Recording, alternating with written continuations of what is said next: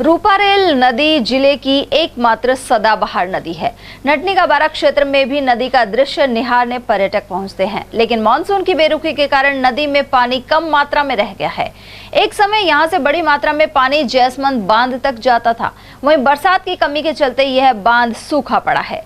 गौरतलब है कि अलवर के तत्कालीन राजा जय सिंह और भरतपुर के राजा कृष्ण सिंह के बीच जल बंटवारे को लेकर संधि हुई थी। इसके तहत 3 हिस्से का पानी भरतपुर जाता है और चौथे हिस्से का पानी जयसमंद बांध में जाता है। इसी संधि की याद में अलवर में जय कृष्ण क्लब भी बनवाया गया। रूपारेल नदी से पहले कई गांवों के खेतों में नहर द्वारा सिंचाई हुआ करती थी, लेकिन अब नहरें भी बंद हैं। इसके अलावा नदी के पानी में जलकुंभी भी एक बड़ी परेशानी है और इससे बहाव में बाधा आती है। स्थानीय निवासी रामहेत का मानना है कि सन 1996 में जयसमंद बांध पर चादर चली थी। इसके बाद से अधिकांश समय बांध सूखा पड़ा हुआ है। वहीं हनुमान प्रसाद शर्मा के अनुसार भरतपुर की ओर जाने वाले नदी के हिस्से में कुछ रोक लगाने पर ही जयसमंद बांध भर पाएगा।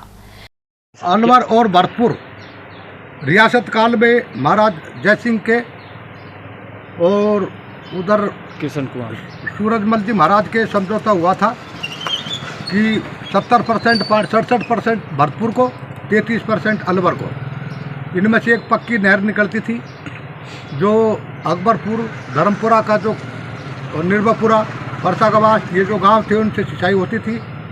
और ये रूपारेल नदी ही एकमात्र ऐसी नदी है अलवर जिले में जो 12 मास बहती है। कुछ हिस्सा इसका अंडरग्राउंड बहता है, कुछ हिस्सा ऊपर बहता है। अगर इसको अलवर में ज़्यादा पानी लाने की कोशिश की जाए तो अलवर में जयसमंद पानी पुल भर सकता है। उधर का डिवाइडर लगा के एक उसको बंद किया जाए और इधर को 5 खोले जाएं। ये रूपारेल जो नदी है यह तो पूरा भरतपुर तक को पानी पे हुआ है।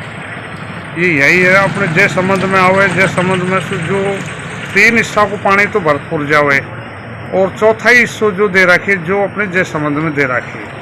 तो या में से जो 60-40 को रेसो भी जो कर दे, 40 भी जो या में कर दे तो पानी यहाँ के पानी की इतनो जल स्तर से हो जाए आ जाए। अब जो है पानी की कमी ना रहे। और अब यह नदी को आया 96 में यह नदी आई, जो पीछे नदी आई बिनारी कोई 30 साल हो गए। 30 हाँ 96 और 24 साल मान लो ना। हाँ तो अभी तक चलती है 30 हो गई। हाँ 30 हो। तो अब यह नदी आई ना रही। अब तो छोटो मोटो पानी आवे भाई जी। अब यह बिल्कुल बंद है कि बारिश हो ना रही और बारिश के कारण नदी आना आ रही। ये जो हमारे रूपारेल नदी है ये राजा महाराजा के टाइम में 2 भागों में बटी थी। तो एक भरतपुर के सिकरी जो बांध था उसमें पानी जाता था और अलवर जिले के जयसमंद बांध में।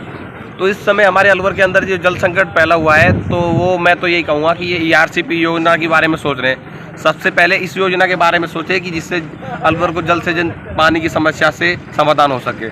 हमारे जो अलवर भरतपुर नदी के जो नटनी का बारा में गेट बने हुए हैं उसमें से 5 गेट भरतपुर को और 4 अलवर को मिले हुए हैं। तो मैं तो यही कहूँगा कि अलवर की तरफ जो ज़्यादा पानी, भरतपुर की तरफ जो ज़्यादा पानी जाता है उसको अलवर की तरफ ज़्यादा मोड़ें, ना कि भरतपुर को। क्योंकि हमारे अलवर ज़िले की पानी और भरतपुर में जाए तो वो अलवर ज़िले के लिए तो जल संकट की समस्या बनकर पैदा होगी। और मैं हमारे जो वन मंत्री संजय शर्मा उन्होंने पानी के लिए काफ़ी धरने दिए थे। सिंचाई विभाग को करोड़ों रुपये के ठेके छूटते हैं और नदी में मिट्टी को इधर से उधर करके, और यहाँ पे जो मिट्टी को इधर करने के कारण मतलब कि एक तरीके से मिट्टी को मतलब कि पानी को रोकने की समस्या के बारे में नहीं, मतलब जाने की समस्या के बारे में नहीं, मतलब रोकने की समस्या के बारे में सोच रहे हैं।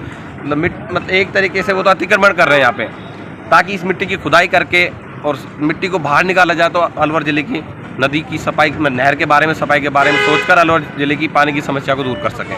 गौरतलब है कि प्रशासन एवं विभाग ने नदी के तल से गाद हटाने और बहाव के अवरोधों को दूर करने की कोशिश की थी, लेकिन बारिश में कमी एवं जलकुंभी जैसे कारण प्रतिकूल हालात पैदा कर रहे हैं।